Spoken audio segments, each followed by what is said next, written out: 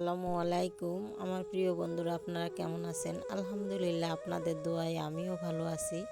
তো দেখেন, আজকে নিজেদের হাতের ধরা ট্যাংরা মাছের তরকারি কিভাবে রান্না করব, তো চলেন দেখবেন আমার সাথে। আর দেখেন বন্ধুরা, আমি মাছগুলা কেটে ধুয়ে সুন্দর করে পরিষ্কার করে নিয়ে আসতে একদম ঝকঝক করে নিয়ে এসেছি। তো এগুলাকে আমি রান্না করব, তো চলেন কিভাবে রান্না করব তো দেখতে থাকেন আমার সাথে। মাছগুলাতে হলুদ আর লবণ মেখে নিয়েছি আমি। আর চুলোতে সরিষার তেল গরম দিয়ে দিয়েছি, সেখানে আমি একে একে মাছগুলাকে অ্যাড করে দিচ্ছি। বন্ধুরা, মাছগুলা তো অনেকগুলা মাছ, তো একসাথে তো দেওয়া সম্ভব না, তো আমি অল্প অল্প করে দুইবারে মাছগুলা ভেজে নিচ্ছি। তো দেখেন, আমার মাছগুলা লাল লাল করে আমি ভেজে নিব। এখন আমি বেগুন, আলু আর কয়েকটা পেঁয়াজের কলি, মানে পেঁয়াজের কালি, কেউ বলে কলি কেউ বলে কালি, যাই হোক, যে এগুলাকে আমি বেজে নিচ্ছি, বেজে রান্না করব।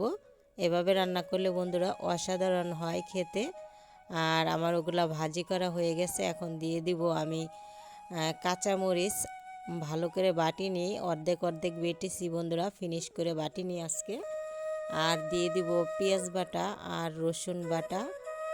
এগুলা দিয়ে আমি ভালোভাবে বেজে নিব। বেজে না নিলে বন্ধুরা কাঁচা গ্রাম থেকে যায়, তার জন্য এটাকে বেজে নিতে হয়, তাহলে কাঁচামরিচের কাঁচা গ্রামটা থাকে না, সব মশলাটাও ভাজা হয়ে যায়। আর আমি দিয়ে দিব বন্ধুরা পরিমাণ মতন হলুদের গুঁড়া, আর দিয়ে দিব স্বাদ মতন লবণ। তো বন্ধুরা, যে যেখান থেকে দেশ ও দেশের বাহির থেকে, কাছে ও দূরের বন্ধুরা, যে যেখান থেকে আমার ভিডিওটা দেখতেছেন, সবাইকে জানাই আন্তরিক শুভেচ্ছা ও ভালোবাসা। বন্ধুরা, এই যে দেখেন, আমার মশলাটা একটু কষানো হয়ে গেছে। এখন আমি অল্প পরিমাণের পানি দিয়ে মশলাটাকে আরও কষিয়ে নিব। মশলা যখন গায়ে তেল উঠে যাবে তখনই আমি কষানো শেষ করে জল দিয়ে দিচ্ছি। বন্ধুরা, মশলা না কষালে তরকারি ভালো লাগে না, তার জন্য আমি ভালো করে সবসময় যেন মশলাটা কষিয়ে নিই। আর এভাবে তরকারি রান্না করলে অসাধারণ লাগে। আমি জলটা দিয়ে দিয়েছি, কারণ বেগুন, আলু আর পেঁয়াজের কালি এইগুলো সব আমার ভাজা মাছ। তো আমার ঝোলটা দেখেন বন্ধুরা কিভাবে টকবক করে ফুটে উঠেছে। এখন আমি মাছ, বেগুন, আলু আর পেঁয়াজের কালি দিয়ে দিব। আর বন্ধুরা, ভিডিওটা যদি দেখে কোনো অংশে একটুও ভালো লাগে, তাহলে চ্যানেলটা সাবস্ক্রাইব করে বন্ধু হয়ে পাশে থেকে যাবেন। আর বন্ধুরা, আপনারা ইদারিং লাইক করেন না কেন জানি না, এই লাইক করাটাও একটা হাতের একটা অভ্যাসের কাজ।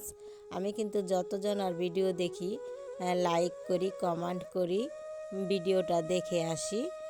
আর যদি আমার বন্ধু নতুন হয়, যদি আমি কারো চ্যানেল সাবস্ক্রাইব না করি, তাহলে তাকে সাবস্ক্রাইব দিয়ে আসি। হয়তো বা বন্ধুরা আপনারা ভিডিওটা অল্প একটুক্ষণ দেখে বের হয়ে যান, এটা করবেন না প্লিজ বন্ধুরা। এভাবে নিজের চ্যানেলটাও ডাউন হয় আর অন্যটাও ডাউন হয়। তো বন্ধুরা দেখেন, আমি অল্প পরিমাণে জিরা আর ধনিয়ার গুঁড়ি দিয়ে দিলাম, কারণ আমি এখন দিলাম এই কারণে, এখন দিলে ফ্লেভারটা খুব সুন্দর হয়, তার জন্য আমি এখন দিয়ে দিলাম। বন্ধুরা, আমার তরকারিটা ফ্রাই হয়ে গেছে, আমি ভালোভাবে একটু লাড়িয়ে দিচ্ছি, তাহলে ওই মশলাটা ভিতরে ঢুকে যাবে, প্রবেশ করবে, তার জন্য। বন্ধুরা, আমার কথায় আপনারা রাগ করতে পারেন, কিন্তু প্লিজ আমার কথায় রাগ করবেন না।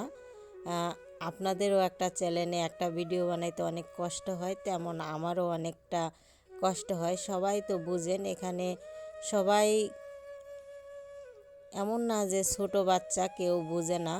তো বন্ধুরা, বুঝে সবাই বুঝার মতন চলবেন, এটাই আপনাদের কাছে অনুরোধ।